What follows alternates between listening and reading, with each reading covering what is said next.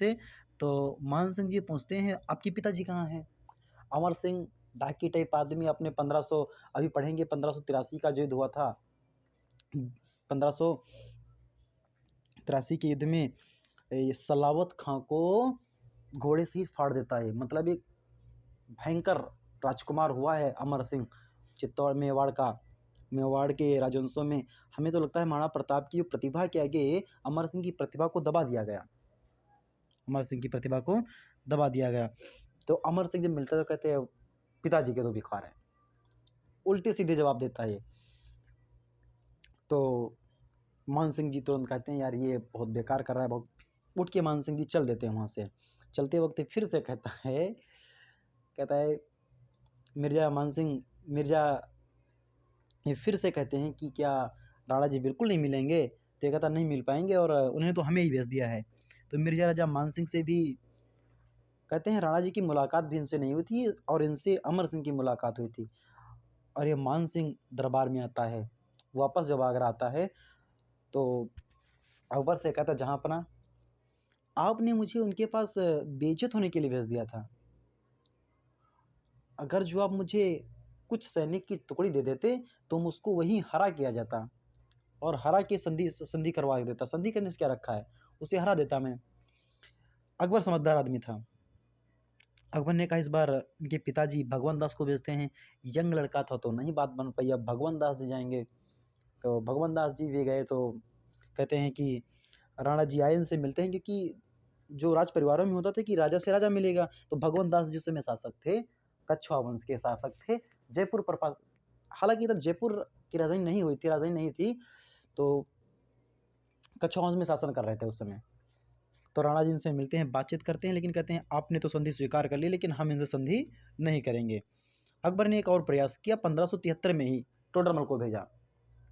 टोडरमल जब जाता है तो राणा जी इनसे भी बातचीत करते हैं, लेकिन संधि स्वीकार नहीं करते हैं।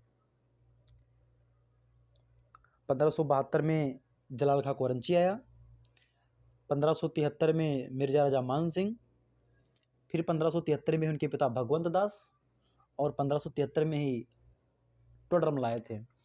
अब अकबर के पास कोई चारा नहीं बचता है, बस एक युद्ध का ही चारा बचता है। तो हल्दी घाटी का युद्ध होता है 18 जून 1576 ईस्वी में। एक इतिहास प्रसिद्ध युद्ध हुआ जिसे हल्दी घाटी के युद्ध के नाम से जानते हैं। हल्दी घाटी नाम कुछ इस प्रकार से पड़ा, कहते हैं कि यहाँ की जो मिट्टी है वो पीला रंग लिए हुई है। कैसा रंग लिए हुए है? कुछ पीला रंग लिए हुए है, इसलिए यहाँ की पीले रंग लिए होने के कारण हल्दी का रंग भी पीला होता है, इसलिए इसे हल्दी घाटी नाम रखा जाए। हल्दी घाटी स्थान राजस्थान में कहाँ है? राजसमंद जिले में है। कहाँ है? राजसमंद जिले में है। ये राजसमंद जिले में खमनौर तहसील में है, और यहाँ पर बनास नदी बहती है। 18 जून 1576 ईस्वी को इतिहास प्रसिद्ध हल्दी घाटी का युद्ध होता है। और यहाँ पर रक्त तलई नाम का एक जगह है। इसे बनास नदी का जो कांटेदार मार्ग है उसे रक्त तले कहते हैं, और इसे खमनौर भी कहा जाता है। खमनौर तहसील यहाँ पर है, और राजसमंद जगह है।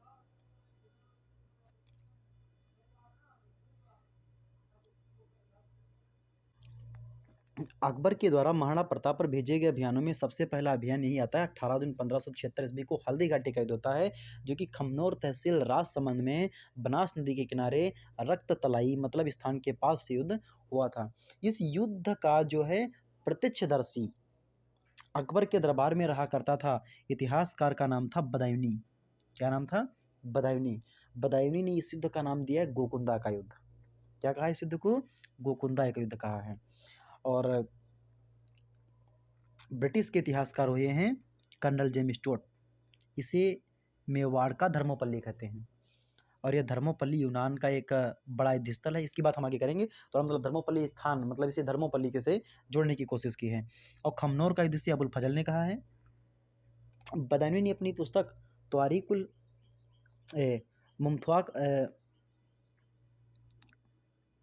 मंतवाक तारीख में लिखा है इस युद्ध को गोकुंदा का युद्ध।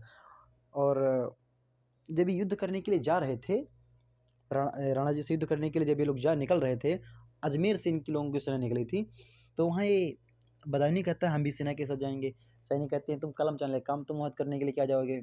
ये कट्टर मुसलमान टाइप का आदमी था। ये कहता है कि लिखता है अपनी बुक में कि ये कहता है कि मेरे जो है दाढ़ी का रंग जो है मैं हिंदुओं के खून से लाल करूँगा। तो कहते तब फिर चलो, क्योंकि हाँ खून तो बहुत बहेगा जब युद्ध होगा तो, क्योंकि बड़ा युद्ध है, एक इतिहास प्रसिद्ध युद्ध है। तो बदायूनी भी इस युद्ध में आया था। बदायूनी अपनी पुस्तक में खुद लिखता है, प्रत्यक्षदर्शी होने के नाते खुद वर्णन करता है कि इस युद्ध में महाराणा प्रताप का पहला आक्रमण इतना भयानक हुआ था कि हम बनास नदी के किनारे किनारे 20 मील तक भागे थे। मतलब पहला आक्रमण इतना भयानक भीलों का हुआ था कि हम बनास नदी के किनारे 20 मील तक भागे थे, कम से कम 20 मील तक भागे थे। क्योंकि ये जो स्थान है हल्दी घाटी, जो स्थान है यह दो दर्रों के बीच है। ये मान लो यहाँ पर हल्दी घाटी, यहाँ पर गोकुंदा का दर्रा है, और गोकुंदा एक तरफ गोकुंदा का दर्रा है और दूसरी तरफ खमनोर की पहाड़ियाँ हैं। इन दो पहाड़ियों के बीच जो पासेस होते हैं, रास्ता होता है, उससे दर्रा कहते हैं। इन दर्रों से सेना आती है, क्योंकि मेवाड़ के पास सेना कम थी, अकबर के पास सेना ज़्यादा थी। ये लोग पहाड़ी युद्ध करते थे, छापामार युद्ध करते थे कि पहाड़ों में सेना छुप जाती और दर्रे से जब जो सेना आगे आती और सैनिक टुकड़ी आक्रमण कर देती, उसी सैनिक टुकड़ी को मार देते। तो धीरे धीरे सैनिक आ रहे हैं और ये मरते जा रहे हैं, ऐसा आक्रमण होता है। तो बदायूनी लिखता है जो पहले ही सैनिक टुकड़ी हमारी यही, तो इनका आक्रमण इतना तेज था कि हम लोगों को कम से कम 20 मील पीछे जाना पड़ा था। 20 मील तक हम बनास नदी के किनारे किनारे भागे थे। उसी में एक इनका सैनिक था मेहत्तर खां। क्या नाम था? मेहत्तर खां। इंपॉर्टेंट नाम है मेहत्तर खां। मेहत्तर खां जो था ये मेहत्तर खां, ये मेहत्तर खां भागती सेना को देखकर कहता है कि अकबर आ गया, मतलब जहाँ पनाह आ गए, मतलब सम्राट जी आ गए, कि मतलब सेना में जोश भर दिया था इसने, तब जाके सेना इनकी रुकी थी। और अकबर की सेना में दो सेनापति आए थे, एक का नाम था आसफ खां और एक सेनापति जी आए थे मिर्जा राजा मान सिंह जी बनकर। मिर्जा राजा मान सिंह मर्दाना हाथी पर बैठकर युद्ध कर रहा था, और इसके पास एक और हाथी था, उस हाथी का नाम था गजमुक्तक। इस गजमुक्तक हाथी को लूणा नाम के हाथी से, महाराणा प्रताप के पास लूणा नाम का हाथी था। देखो, महाराणा प्रताप के पास एक हाथी तो राम प्रसाद नाम का था, एक हाथी लूणा नाम का था। गजमुक्तक हाथी जो था इनका, गजमुक्तक हाथी जो था, इस गजमुक्तक हाथी को लूणा से लड़ाने के लिए कहते लाते हैं। और महाराणा प्रताप का एक हाथी जो था राम प्रसाद को पकड़ लेते हैं, युद्ध में काबू कर लेते हैं और युद्ध के बाद इसे अजमेर ले चले जाते हैं। अकबर इस हाथी का नाम लगता है पीर प्रसाद, इसलिए लगता है कि कहते हैं ये हमारे पीर जी के आशीर्वाद से मिला, इसलिए इसका नाम पीर प्रसाद रखता है। और महाराणा प्रताप की समय में तो हरावल में तो सलुम्बर के रहेंगे, तो उस समय हकीम कासूर था यहाँ पर। और महाराणा प्रताप को धोलाड़ प्रदेश का नेतृत्व करते, जो सेना के बीच का भाग होता है, और सेना के पीछे वाले भाग में पुंजाजी भील सेनापति। तो महाराणा प्रताप की सेनापति में सेना नायक में भील सैनिक भी थे। और महाराणा प्रताप की सेना में अगर जो बात करेंगे तो राम सिंह तंवर था। कौन सा था? महाराणा प्रताप की सेना में थे राम सिंह तंवर। राम सिंह तंवर कहाँ के थे? राम सिंह तंवर ग्वालियर के शासक थे। महाराणा प्रताप की भी एक कूटनीति थी कि कहाँ के थे? राम सिंह तंवर ग्वालियर के थे। एक चीज़ फिर से क्लियर करें यहाँ से। और उसके बाद रामरख पवार कौन थे? रामरख पवार थे। रामरख पवार जी जो थे, ये महाराणा प्रताप के ससुर जी थे, क्योंकि महाराणा प्रताप की जो पटरानी थी उनका नाम था अजबदेव पवार, उसी के पिताजी थे रामरख पवार, उनके पिताजी थे। और उनके बाद है कृष्णदास चुंडावत। ये कृष्णदास चुंडावत को तो आप जानते हैं, सलम्बर का था। तो कृष्णदास चुंडावत थे जिन्होंने इसने तलवार बांधी थी। और उसके बाद थी झाला बीदा। अब झालाओं के इतिहास तो मेवाड़ में प्रसिद्ध हैं, क्योंकि जब जब युद्ध से बाहर राणा जाएंगी तो उनका मुकुट, उनका वेश धारण करके युद्ध करेंगे, क्योंकि जिस प्रकार से झाला अज्जा राणा सांगा के लिए युद्ध करता है 1527 ईस्वी में, उसी प्रकार से झाला बीदा यहाँ पर महाराणा प्रताप जब युद्ध से बाहर निकलते हैं तो ये युद्ध करता है। और यही है कि और पुंजाजी भील थे। और अखयराज सोनगरा ये प्रताप के नाना जी थे। अखयराज सोनगरा, क्योंकि अखयराज सोनगरा जो थे ये प्रताप के नाना जी थे। ये सैनिक महाराणा प्रताप की तरफ से लड़ रहे थे मुख्य रूप से। इस प्रकार से 18 जून 1576 को एक इतना भयानक युद्ध होता है कि उनके बताओ घोड़े हाथी तक के नाम बताओ इतिहास में पूछे जा रहे हैं, तो कुछ ना कुछ तो इस युद्ध में रहा ही होगा। इस प्रकार से ये लोग जब वहाँ से वापस आते हैं इस युद्ध में, महाराणा प्रताप एक समय के लिए मर्दाना हाथी के पास पहुँच जाते हैं और चेतक कहते हैं इतना होशियार घोड़ा था कि अपने दोनों पर उठाकर मर्दाना हाथी की सूंड पर रख देता है। और महाराणा प्रताप अपना जब भाला चलाते हैं तो आप लोगों ने कहानियाँ पढ़ रखी थी, मिर्जा राजा मान सिंह जो हाथी के ऊपर बैठने वाला हौदा होता है उसमें जाकर अपनी जान बचाते हैं, छुप कर उसने अपनी जान बचा लेते हैं। लेकिन जब घोड़ा जब नीचे उतर रहा था तो उसके हाथ में उसके पैर में छुरी लग जाती है, ये पैर उसके कट जाती है, इसलिए वो मूव नहीं कर पाता, सही से चल फिर नहीं पाता है। तो महाराणा प्रताप को लेकर युद्ध मैदान से धीरे न धीरे बाहर निकलता है। और वहीं पर जब युद्ध मैदान से बाहर आकर बलीचा गाँव में, कहाँ पर? बलीचा गाँव में इसकी छतरी बनी हुई है, यहाँ पर घोड़े की मृत्यु हो जाती है। महाराणा प्रताप जैसे तैसे वहाँ से युद्ध से बाहर आकर कोलियरी गाँव आते हैं। प्रताप जी कहाँ आते हैं? प्रताप जी कोलियरी गाँव में आते हैं और अपना इलाज कराते हैं। तो एक बढ़िया क्वेश्चन ये है कि प्रताप जी बताओ युद्ध के बाद कहाँ थे? तो कोलियरी गाँव में अपना इलाज कराया था। और एक जबरदस्त क्वेश्चन ये भी है कि बलीचा गाँव में किसकी छतरी बनी है? तो महाराणा प्रताप की घोड़े चेतक की छतरी बनी हुई है। हल्दीघाटी युद्ध के बाद अकबर भी कुछ समय के लिए युद्ध करने आता है और कहते हैं उदयपुर को जीत लेता है अकबर, और उदयपुर का नाम बदलकर मोहम्मदाबाद कर देता है और अकबर फिर वापस यहाँ चला जाता है।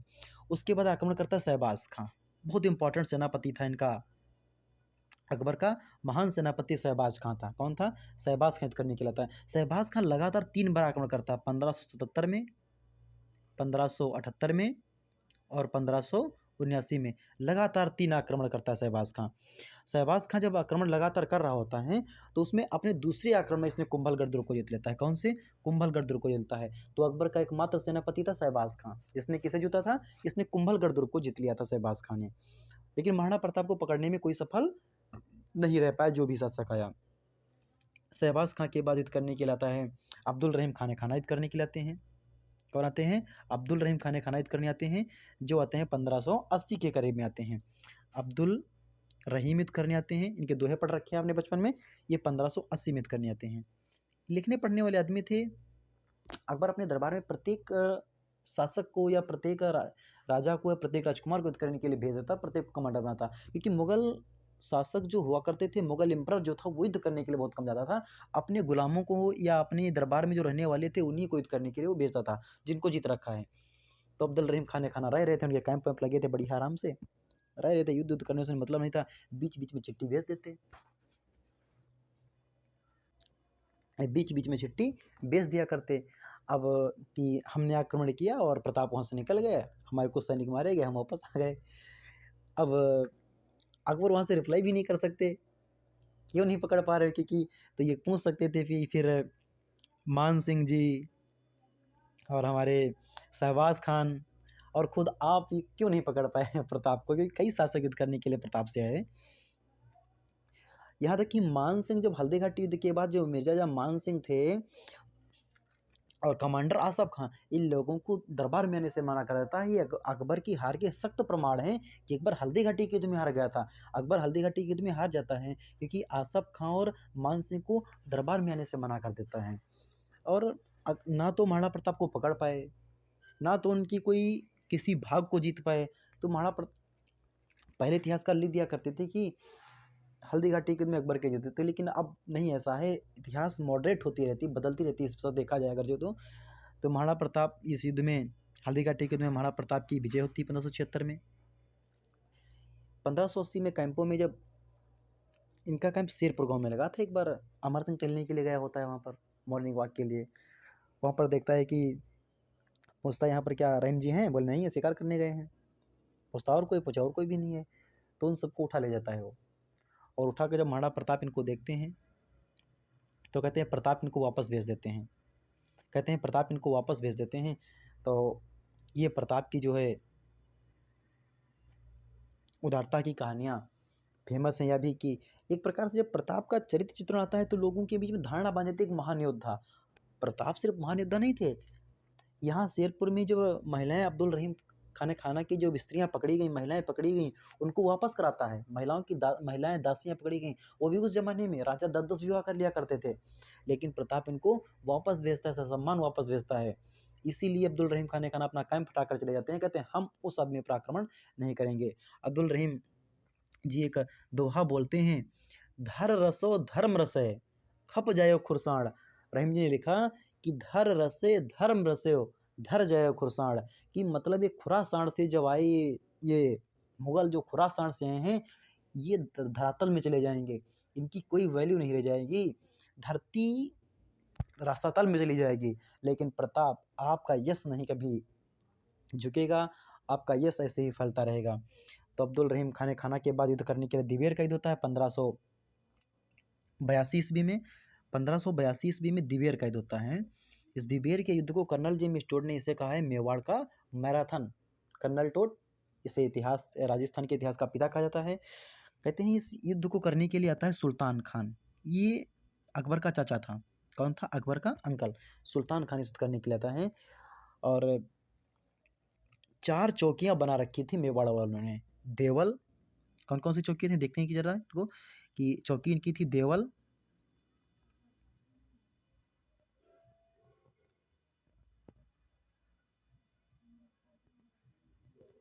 एक सेकंड, एक चौकी इनकी थी देवल,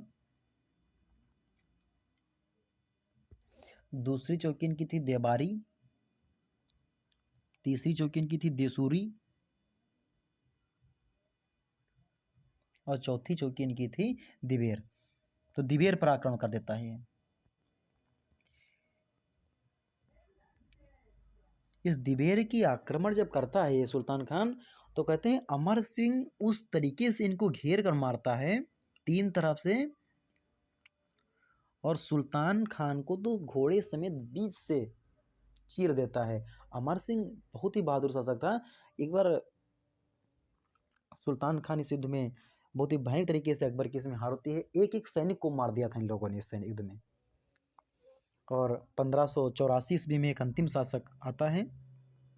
1584 ईस्वी में एक अंतिम आता है जगन्नाथ कछवाहा। कौन था?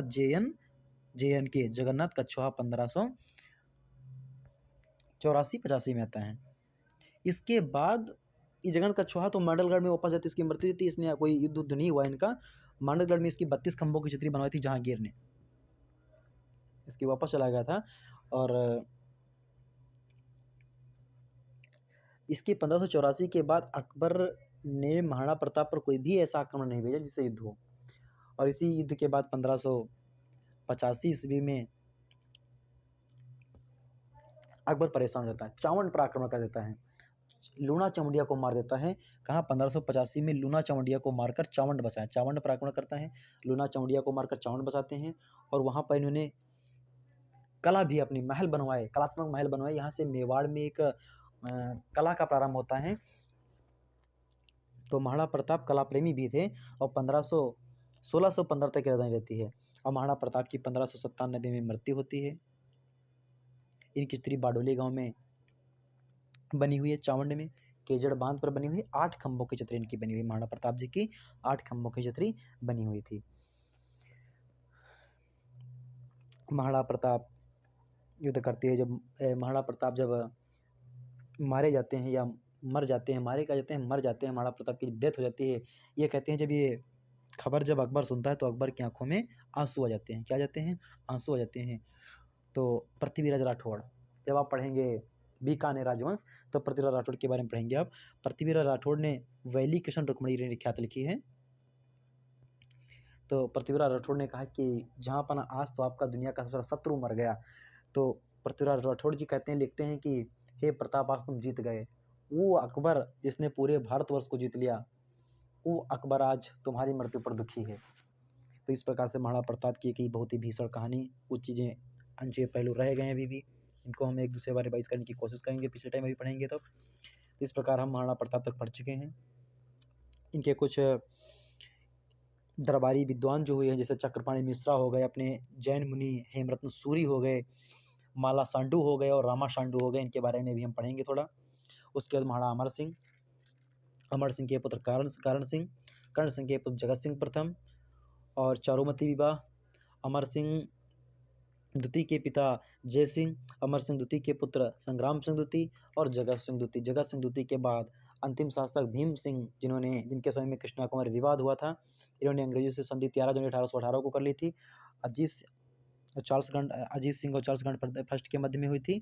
और उसके बाद ही मेवाड़ का पहला पॉलिटिकल कर्नल जेम्स टोड बनकर आता है। ये थोड़ी उत्तरवर्ती जो मेवाड़ का शासन है वो पढ़ेंगे हम। तो जय हिंद साथियों, अगर जो हमारा प्रयास आपको अच्छा लग रहा है तो हमारे चैनल को लाइक कीजिए, शेयर कीजिए और जय हिंद दोस्तों।